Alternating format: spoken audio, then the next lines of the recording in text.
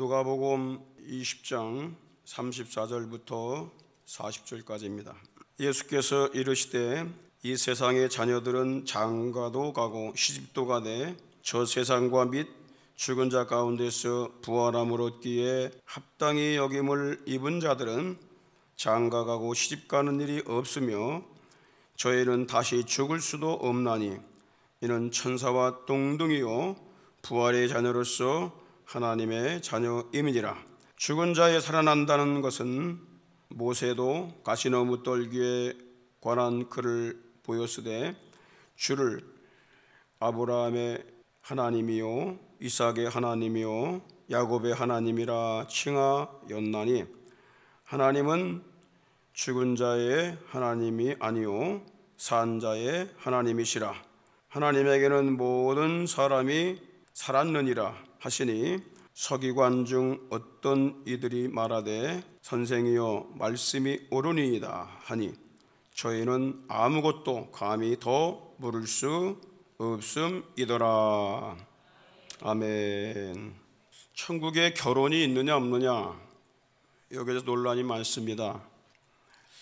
저도 궁금한 것이 있었습니다. 과연 천국에 결혼이 있을까?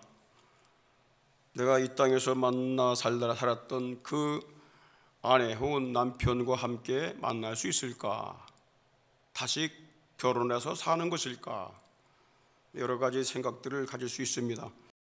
18세기의 최고의 과학자인 아이작 뉴턴과 어깨를 나란히 했던 물리학자이며 과학자인 스웨덴보리가 57세 때에 강력한 하나님의 영적인 체험을 하게 됩니다.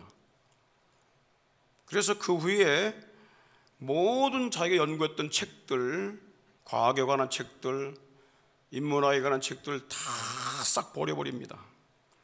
그리고 그 책상에는 오직 성경만 놓고 보는 과학자로서 성경만 소유한 신비적인 신학자로 전향을 했습니다. 그는 27년 동안 영혼이 천국과 지옥을 오가는 수많은 체험을 통하여 30권 이상이 되는 방대한 저서를 내어놓았습니다. 그것이 여러 나라 말로 번역이 되어서 베스트셀러가 되었고, 그 책 때문에 신앙인들과 또 영화계와 그리고 문학계 등 다양한 분야에 수많은 영향을 끼쳤습니다. 어떤 영화에 보게 되면 사람이 죽으면 자기 가족과 만나는 이런 천상의 내용들을 그리는 걸 볼 수 있어요. 다 여기서 영향을 받은 거예요. 문학도 그렇고. 이 스웨덴보리의 많은 책 중에서 이 천상여행기를 하나 구입을 했습니다. 그 중에서 중간 부분에 보게 되면 천국 편이 나오는데 그런 천국에 대한 아름다움을 묘사하고 있습니다. 그런데 그 책에 보게 되면 부부애라고 하는 것이 나옵니다. 부부의 사랑에 대한 것이 나오는데, 이 스웨덴보리가 천국에서 방문한 결혼한 천사 부부를 만나게 됩니다. 그들이 했던 말을 기록을 한 내용을 잠시 소개합니다. 우리는 수세기 동안, 수천 년 동안 결혼 생활을 해오고 있는데 지금 당신이 보시다시피 늘 절정의 청춘 상태로 되어 있답니다. 천국에는 봄의 온기가 있는 곳, 그 어디서든지 진정한 부부사랑이 존재합니다. 천국의 태양에서 나오는 빛과 열이 영원한 봄을 만들고 또 그 빛과 열은 그들에게 영향을 끼쳐서 결혼을 하게 해주며 활력의 결실을 맺으려는 꾸준한 충동, 즉 종의 번식에 대한 충동으로 생식 본능을 만족시켜 줍니다. 천국에서는 주님으로부터 나오는 봄의 온기가 변함이 없기 때문에 천사들은 사계절 내내, 심지어는 겨울에도 결혼 생활을 즐길 수 있습니다. 이 내용이 스베덴보리의 천상 여행기에 기록되어 있습니다. 이 내용을 보면은 사람들이 혹할 것 같아요. 그런데 성경과 몇 가지 다른 점이 있습니다. 첫째는 스베덴보리는 천국에 태양이 있다고 그랬죠. 성경에는 해와 달이 없다고 말씀합니다. 요한계시록 21장 23절에 보니까 그 성은 해와 달이 비침이 쓸데없고 하나님의 영광이 비추고 어린 양이 그 등이 되심이라 그랬어요. 그리고 22장 5절에 보니까 밤이 없고 등불과 햇빛이 쓸데없으니 주 하나님이 저에게 빛이미라. 둘째는요, 성경에는 천사는 결혼하지 않는다고 했는데 결혼한 부부 천사가 있고 번식에 대한 생식 본능의 충동을 만족시켜 준다는 거예요. 이것이 성경과 다른 것입니다. 또 셋째는 천국에도 사계절이 있다는 거예요. 겨울도 있는데 결혼 생활을 아주 즐길 수 있다는 거예요. 여러분, 이 계절은 1월 성신, 해와 달과 별들 때문에 생겨나는 것입니다. 근데 그런 것들이 있는데 어떻게 사계절이 있습니까? 저는 이런 책을 보면서 분석을 합니다. 이 책에 대한 결론은 이렇습니다. 스베덴보리 박사가 천국과 지옥을 체험한 것이 아무리 확실하고 사실이라 할지라도 하나님의 영이 역사할 때는 악한 영도 역사할 수 있다는 거예요. 이걸 양신의 역사라고 그래요. 하나님만 역사하는 것이 아니라 반드시 그 속에는 마귀 역사가 끼어 들어갑니다. 예를 들어볼까요? 욥기 1장 6절에 보게 되면 하루는 하나님의 아들들이 여호와 앞에 섰고 사단도 그 가운데 왔는데, 여러분, 하나님의 천사가 역사할 때는요 마귀도 같이 역사한다는 거예요. 그리고 마태복음 4장 1절에 보게 되면 예수께서 성령에게 이끌려 봤죠. 그리고 기도하러 가셨어요. 그런데 마귀에게 시험을 받으셨다. 성령이 역사하는 곳에 마귀의 시험도 함께 있다는 거예요. 우리가 임사 체험이나 영계를 본 자들의 체험담과 간증을 참고는 할 수 있습니다. 그러나 그것이 신앙의 기준이 될 수가 없습니다. 우리의 신앙 표준은 오직 예수 그리스도의 말씀과 성경입니다. 우리는 임사 체험자의 경험이나 간증을 성경과 그리스도의 말씀으로 점검을 해봐야 돼요. 구별과 분별을 잘해야 됩니다. 분별력을 흐리게 만드는 것이 마귀 역사입니다. 사탄의 역사예요. 그러면 성경에서는 천국에서의 결혼에 대하여 어떻게 말하고 있을까? 어떤 입장을 취할까? 천국에서도 이 땅에서처럼 결혼 생활이 있을까요? 여기에 대한 생각을 함께 나누려고 그래요. 첫째, 천국에는 결혼 제도가 없습니다. 본문 35절에 보게 되면 저 세상과 및 죽은 자 가운데서 부활함을 얻기에 합당히 여김을 입은 자들은 장가가고 시집가는 일이 없으며 그랬어요. 이 성경에서는 이 세상을 말할 때에, 이 보이는 세계를 말할 때에 헬라어로 코스모스라는 단어를 씁니다. 요한복음 3장 16절에 하나님이 세상을 이처럼 사랑하사, 그래서 이 세상이잖아요. 이 세상을 코스모스라고 표현했어요. 이 말뜻이 뭐냐면 질서, 꾸밈, 장식, 세계, 우주 뭐 이런 뜻이 있어요. 선과 악이 공존하며 결혼한 사람들이 사는 이 세상을 말합니다. 이 세상은 하나님께서 질서 있게 꾸며놓은 거예요. 질서 있게 장식해 놓은 거예요. 질서 있게 장식해 놓은 우주입니다. 하나님께서 그렇게 장식해 놓은 거예요. 여러분, 집에 들어가게 되면 이것도 꾸미고 저것도 꾸미고 이것도 꾸미고 하잖아요. 근데 이거 오래 갑니까? 다 낡아가지잖아요. 이 세상이 그렇게 된다는 거예요.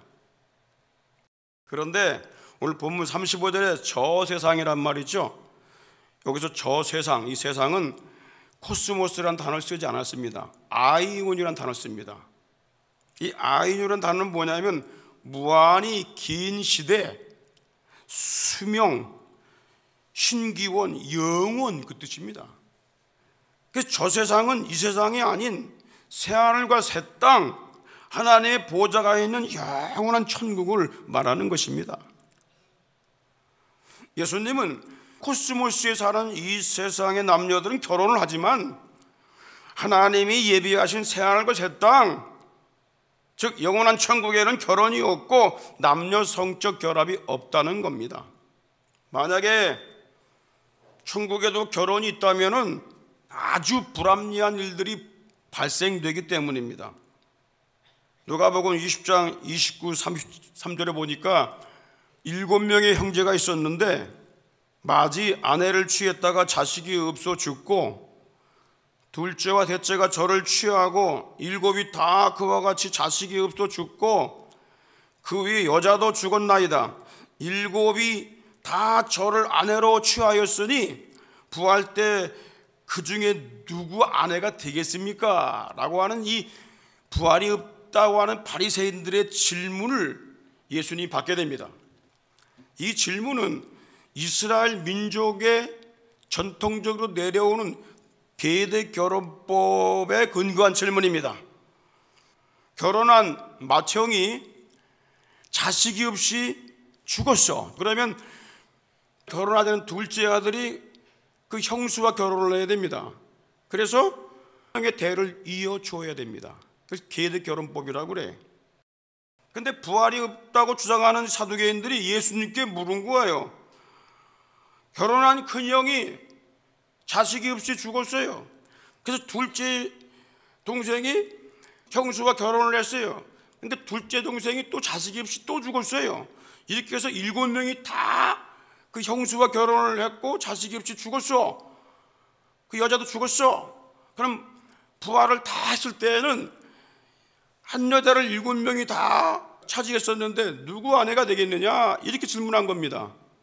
그러니까 부활을 하게 되면 이런 불합리들이 있지 않습니까? 그렇게 질문한 거예요. 예수님이 뭐라고 대답했겠습니까? 34, 35절에 보십시오. 예수께서 이르시되 이 세상의 자녀들은 장가도 가고 시집도 가되 저 세상과 및 죽은 자 가운데서 부활함을 얻기에 합당히 여김을 입은 자들은 장가 가고 시집 가는 일이 없다 알아야 됩니다. 성경을 잘못 해석하면 큰일 납니다. 남녀의 결혼은 하나님이 땅 위에 사람들에게만 출산을 위해 주신 특별한 제도입니다. 하나님이 아담과 하와를 남자와 여자로 창조하시고 결혼을 시켜주시고 가정을 주셨습니다. 결혼은 일처제입니다. 만약에 하나님께서 일부 다처를 허락했다면 하나님이 여자를 많이 만들어서 아담에게 줬을 거예요. 한 남자가 한 여자를 데리고 살 수 있도록 그렇게 결혼법을 만들어 주신 겁니다. 왜 그랬느냐? 경건한 자녀를 얻게 하기 위해서. 망나니를 얻는 것이 아니라 경건한 자녀, 다시 말하면 하나님을 섬기는 자를 경건한 자라고 그래요. 그래서 창세기 1장 27절 이하에 보게 되면 하나님이 자기 형상 곧 하나님의 형상대로 남자와 여자를 창조했다고 그랬어요. 왜 그렇게 결혼을 시켜줬느냐?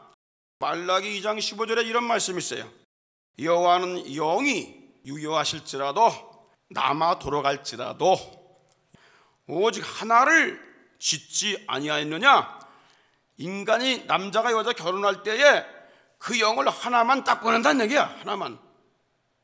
왜 그랬느냐? 이는 경건한 자손, 부모를 따라서 하나님을 잘 섬기는 경건한 자손을 얻기 위함이다. 그러므로 내 심령, 마음과 영을 지켜서 어려서 취한 네 아내에게 괴사, 다시 말하면 사기치지 말라는 거야. 다른 데서 딴짓거리하고 안 했다고 사기치지 말라는 거예요. 하나님은 땅에서 번성한 경건한 하나님의 백성들을 천국으로 데리고 가시기 위해서 세상에 출생한 남녀에게 결혼 제도를 허락하신 것입니다. 그러나 첫사람 아담과 하와의 범죄로 가정에 죄가 들어왔습니다. 그래서 아담의 가정에서 형제를 죽이는 살인죄가 일어났습니다. 힘 있는 자가 아내를 여러 명 차지하는 일부 다처 사회가 되어버렸습니다. 창세기 4장 23절에 보니까 죄를 지은 가인의 후손, 그 후손 중에 라멕이 있었는데 라멕이 이렇게 말합니다. 아내들에게 이르되, 아내가 한 명이 아니란 얘기예요. 아다와 실라여, 둘을 뒀어요. 이건 충격적인 일입니다. 왜냐하면 한 사람이 하나 아내를 데리고 살아야 되는데 둘을 데리고 살아. 깜짝 놀라요. 세상이 뒤집어진 거예요. 동성애가 처음에 딱 할 때 사람들이 깜짝 놀라요. 근데 이놈 저놈 다 하다 보니까 놀래기는커녕 이제 동절안에 세상이 이상하게 돼버린 거예요. 지금 아내 몇 명씩 데리고 살아도 이상하지가 않아. 그렇게 변해버린 거예요. 그래서 이후의 폭력과 가정의 파탄과 음란과 동성애와 수관과 각종 난잡한 일들이 세상의 산불처럼 퍼지게 돼버린 거예요. 그것이 레위기 18장의 전체의 그 내용을 다루고 있습니다. 짧은 인생을 사는 이 세상에서도 이와 같은 불행한 일들이 벌어지는데, 만약에 천국에서도 결혼 제도가 있다면 그것이 어떻게 될까요? 그걸 막기 위해서 더 강력한 법을 만들어야 될 거예요. 이혼하고 재혼한 사람은 천국에서 누구와 살아야 됩니까? 독신자는 거기서 또 혼자 살아야 합니까? 아브라함은 아내가 3명이었어요. 부활해가지고 누구와 살아야 됩니까? 사마리아 여인은 남편이 6명이었어요. 누구와 살아야 되죠? 이 땅에서 남편이 구원받지 못해 지옥에 간 사람이 있다면 그 미망인은 그 나라에서 누구와 살아야 됩니까? 결혼은 오직 자녀 생산과 가정의 위안과 행복을 위해서 이 땅에서만 하나님이 허락하신 신성한 특별 제도입니다. 영원한 천국에서는 결혼 제도가 없음을 알고 오해하지 말아야 합니다. 두 번째, 왜 천국에 결혼 제도가 없는가? 부활한 이 몸은 결혼을 하지 않는 신령한 몸으로 부활하기 때문에 그래요. 35, 36절을 보십시오. 저 세상과 및 죽은 자 가운데서 부활함을 얻기에 합당히 여김을 입은 자들은 장가가고 시집가는 일이 없으며 저희는 다시 죽을 수도 없나니 이는 천사와 동등이요 부활의 자녀로서 하나님의 자녀임이니라. 예수님처럼 부활한 몸은 다시 죽을 수 없는 몸이야. 예수님께서 이 땅에 사람의 몸을 입고 오셨을 때에는 예수님 남자로 태어났어요. 100% 확실합니다. 왜 그렇습니까? 할례를 받았거든요. 그러니까 남자로 태어났어요. 근데 부활한 다음에는 예수님이 그런 남자의 모습이 아닙니다. 여자의 모습도 아닙니다. 그냥 사람의 모습입니다. 결혼을 하지 않는 사람의 모습이에요. 근데 우리 몸도 그와 같이 부활을 한다고 말씀하는 거예요. 차원이 다른 몸입니다. 천국에는 결혼과 출산이 없기 때문에 하나님은 이 땅에서 결혼하여 출생한 하나님의 백성들을 그 나라로 데리고 가시는 거예요. 하나님은 하나님 백성 된 나사로를 그 나라로 데리고 가셨어요. 그러나 결혼했던 얘기가 없습니다. 거기서 아브라함과 함께 안식을 누리고 있는데 결혼했단 말이 없어. 천국에서는 출산이 없기 때문에 성장도 없고 인구가 고정이 되어 있습니다. 천국에서는 이 땅에서의 삶의 방식은 전혀 존재하지 않습니다. 고린도전서 7장 29절로 31절에 형제들아 내가 이 말을 하노니 때가 단축하여진 고로 이후부터는 안에 있는 자들은 없는 자같이 하라. 우는 자들은 울지 않는 자같이 하라. 기쁜 자들은 기쁘지 않은 자같이 하며 매매하는 자들은 없는 자같이 하며 세상 물건을 쓰는 자들은 다 쓰지 못하는 자같이 하라. 왜 그렇게 해야 되냐? 이 세상의 형적은 지나감이니라 그랬어요. 바울은요, 이 세상의 형적은 모두 지나가 버린다. 여기서 이 세상이란 단어가 코스모스라는 단어를 씁니다. 임시로 장식해서 만들어진 세상을 말하는 거예요. 그런데 그 이 세상의 형적, 이 형적이란 말은 바로 스케마라는 단어인데 어떤 태도, 삶의 태도, 형태, 생활 양식, 의복, 어떤 외형들을 얘기하는 거예요. 이런 것들은 싹 지나간다는 거예요.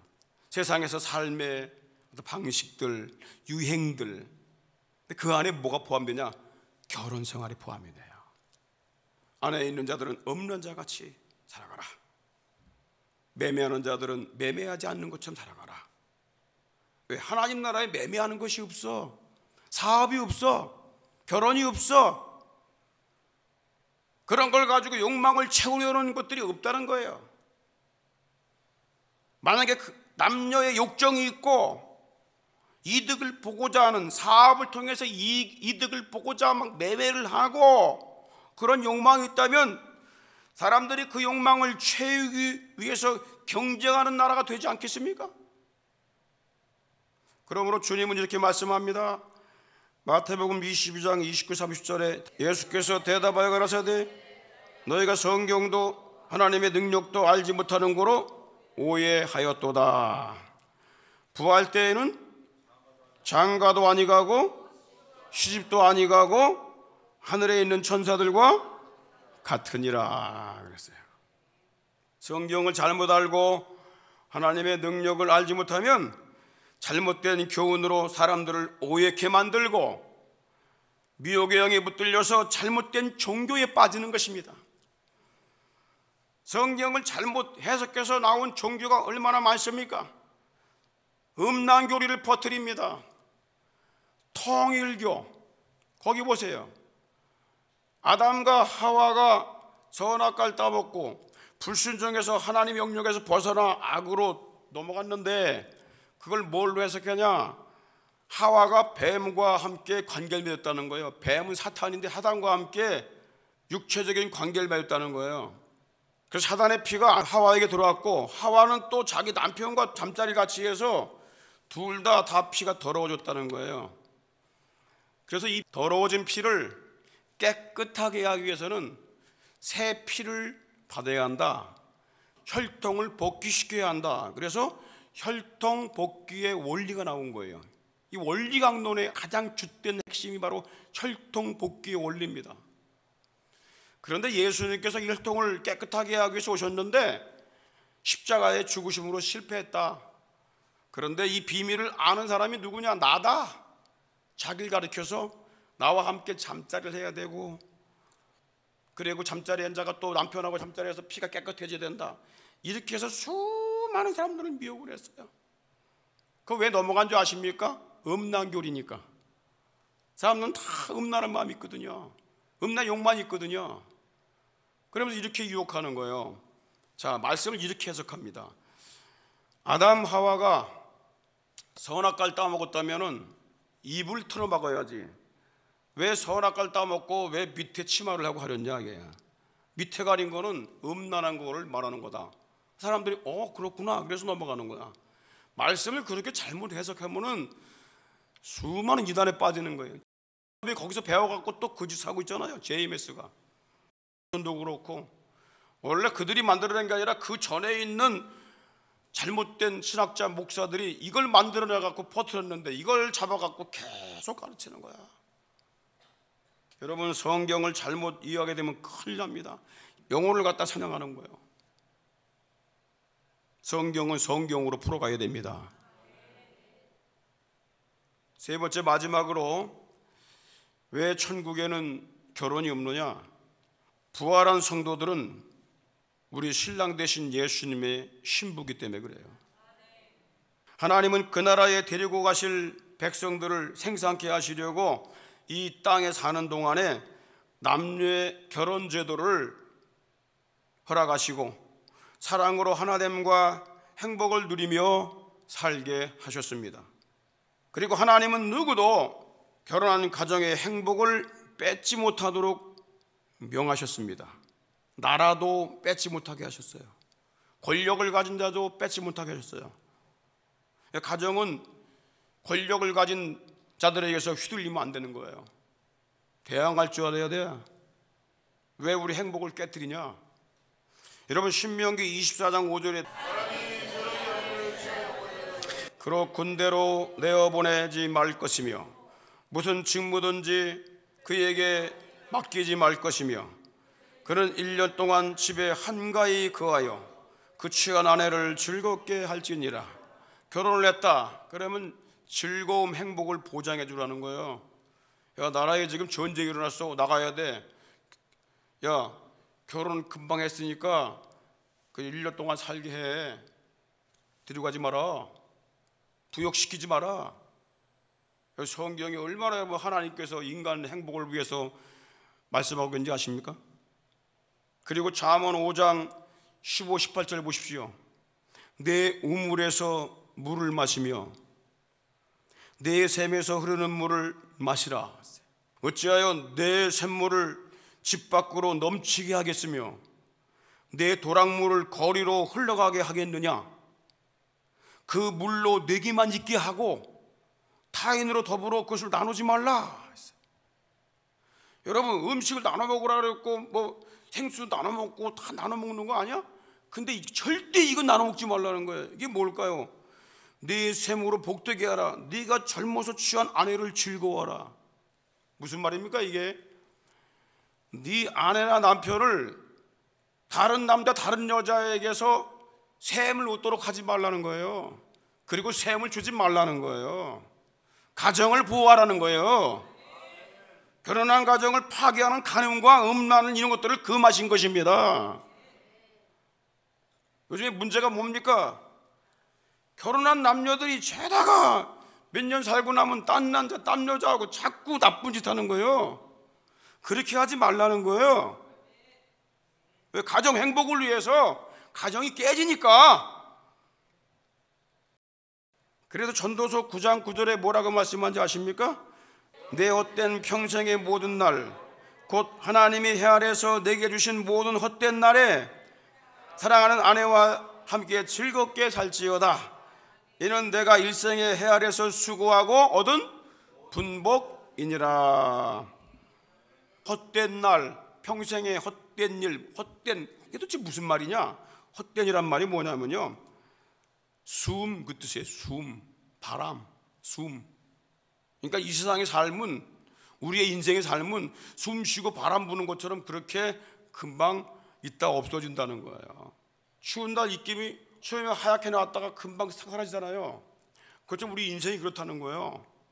결혼은 바람같이 허무한 날을 사는 인간에게 주신 하나님의 행복과 안식입니다.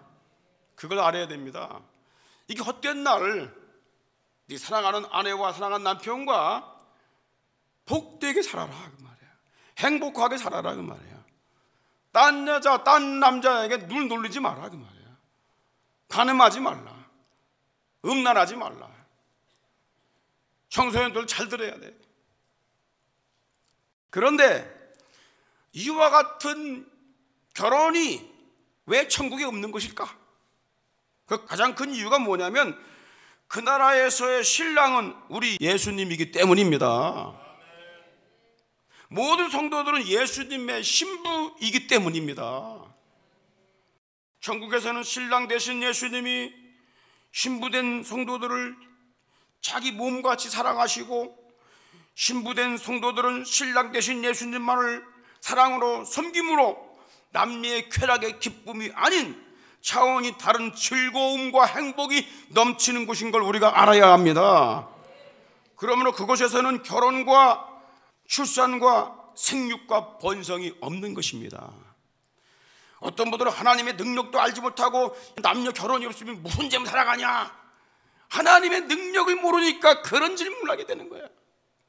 그 사람은 지나서 할 목적, 영적인 것에는 관심도 없고 육적인 쾌락만 가지고 그 나라에서도 즐기려는 이런 마음을 갖고 있는 아주 육적인 성도라는 말이야. 사도 바울은 이 땅에서의 남편과 아내의 사랑의 비밀 관계를 통해서 신랑 되신 예수님과 신부된 교회의 성도들의 관계를 아주 자세하게 설명을 합니다. 에베소 5장 22, 24절 한번 읽겠습니다. 아내들이여 자기 남편에게 복종하기를 주께 하듯 하라. 자, 아내들이 남편에게 복종해야 되는데 누구에게 하듯 하라고요? 주께 하듯 하라. 예수님께 하듯 하라 그 말이요.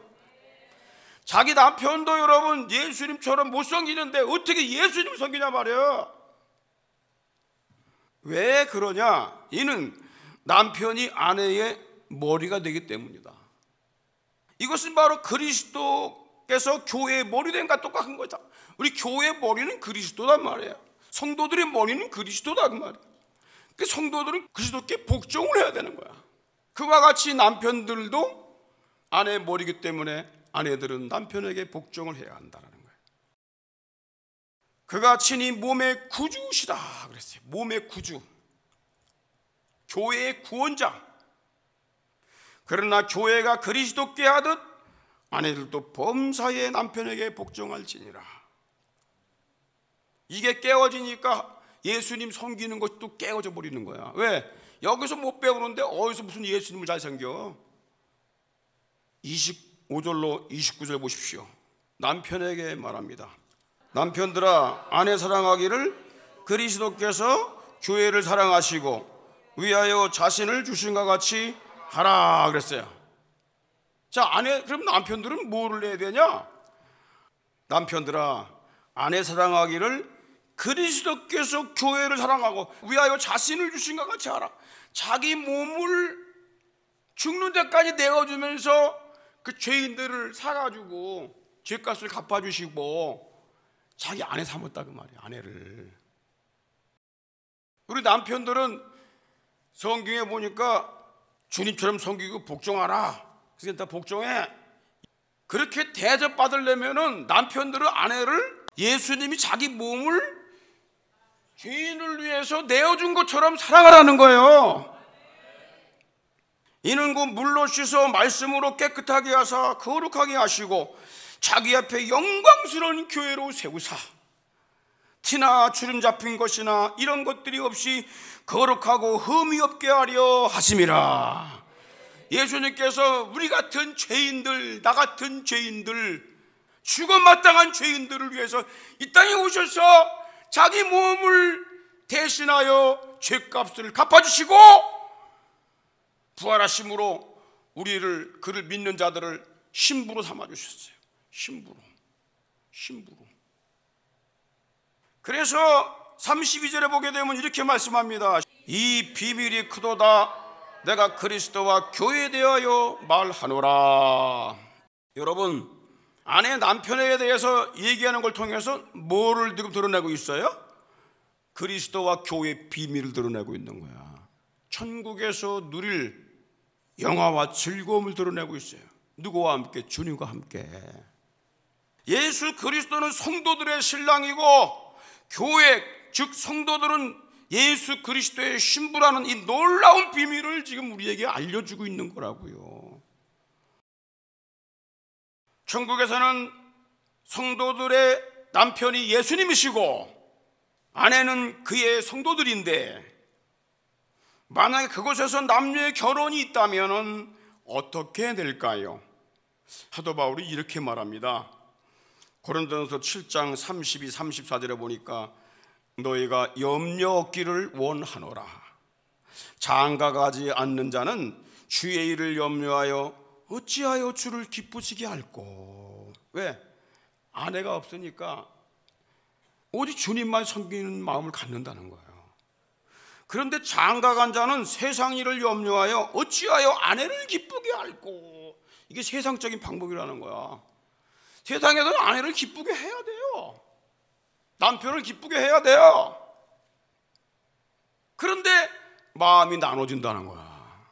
그래서 교회 잘 다니던 남녀가 서로 연애하게 되면 교회 잘 안 나와. 왜? 둘에게 빠진 거야, 둘이. 그렇게 나눠지는 거라고.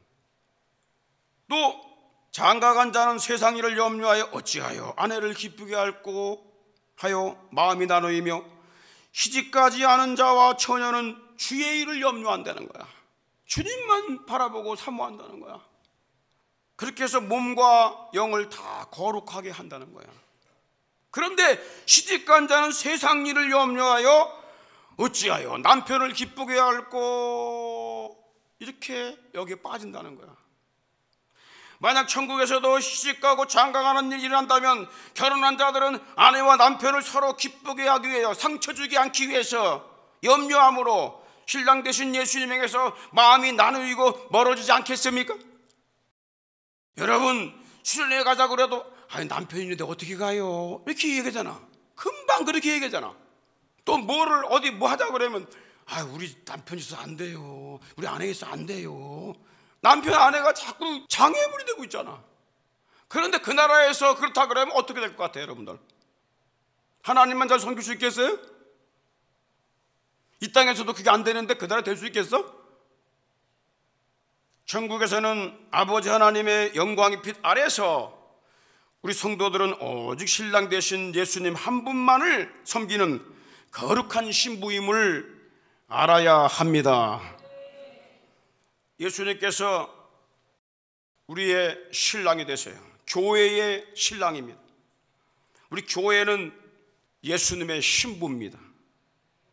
그래서 신부된 우리 교회는 신랑 되신 예수님이 우리를 다시 오셔서 데리고 가시기를 학수고대해야 하는 것입니다.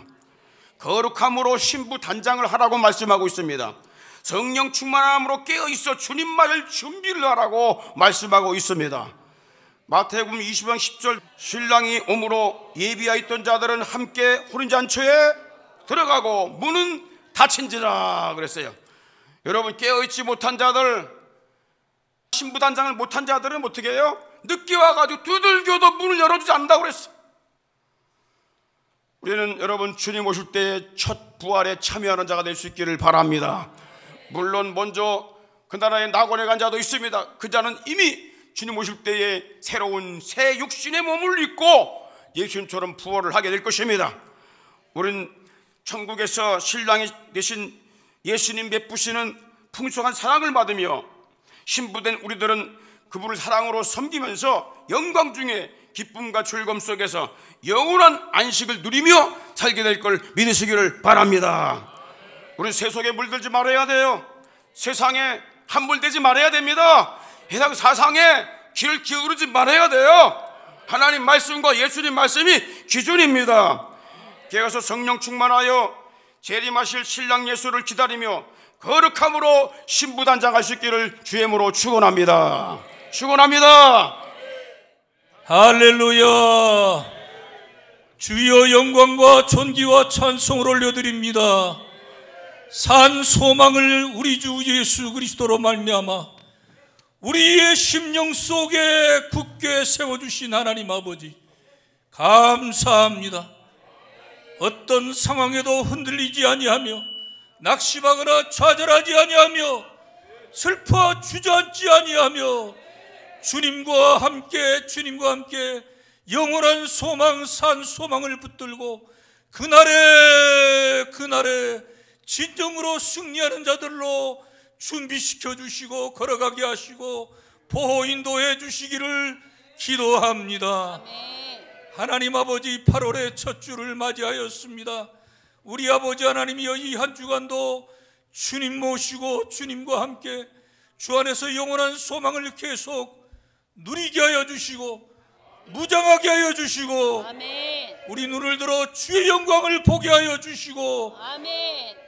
이 산 소망 때문에 찬양하게 하시고 기도하게 하시고 감사하게 하시고 아멘. 충성하게 하여 주시옵소서. 아멘.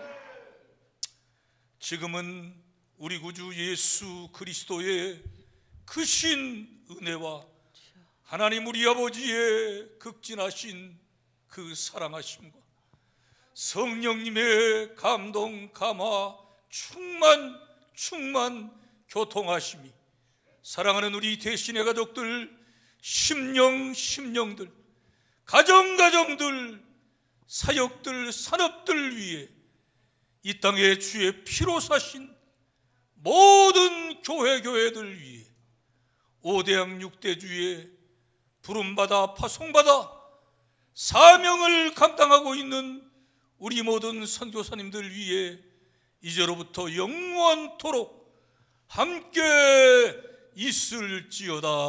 아멘.